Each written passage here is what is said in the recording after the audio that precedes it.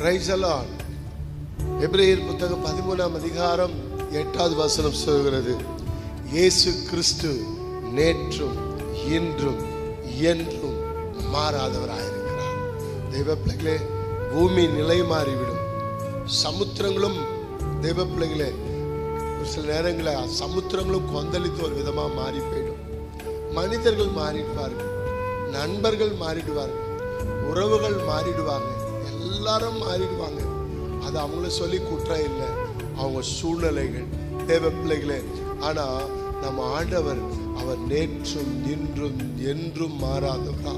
ஆம் தேவ பிள்ளைகளே, கர்த்தர் என்றும் மாறாதவரா இருக்கிறார். தேவ பிள்ளைகளே, ஆம், ஸ்திரீயானவள் தன் பிள்ளைக்கு இறங்காமல் தன் பிள்ளையை மறப்பாலோ, அவள் மறந்தாலும் நான் உன்னை மறப்பதில்லை என்று கர்த்தர் சொல்லுகிறார்.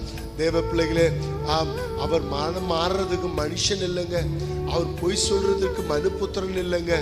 அவர் சொல்லியும் செய்யாதிருப்பாரா? அவர் சொன்னதை செய்யும் அளவு உன்னை கைவிட மாட்டாரு. ஆம் தேவ பிள்ளைகளே, இன்னைக்கு கர்த்தர் சொல்லுகிறார், ஆண்டவருடைய வசனம் சொல்லுகிறது, அவர் நேற்றும் இன்றும் என்றும் மாறாதவராயிருக்கிறார். ஒருவேளை உங்க மனசு மாறிட்டு இருக்கலாம், ஐயோ கர்த்தர் மறந்துட்டாரு, கர்த்தர் இதை செய்ய மாட்டார், கர்த்தர் அவ்வளோதான், கர்த்தருடைய கிரியைகள் அவ்வளோதான் நினைச்சிருப்பீங்க. ஆம் தேவ பிள்ளைகளை, அவர் உங்க வாழ்க்கையில் எதை சொன்னாரோ அதை செய்வார். தேவ பிள்ளைகளை, அவர் வாக்குத்தத்தங்களில் உண்மை உள்ளவர். உங்களுக்கு எதெல்லாம் வாக்கு பண்ணாரோ அதை நிச்சயமாய் நிறைவேற்றுவார்.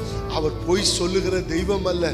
ஆம் தேவ பிள்ளை, நீங்கள் எதிர்பார்க்கிற முடிவை கர்த்தர் நிச்சயமாய் தருவார்.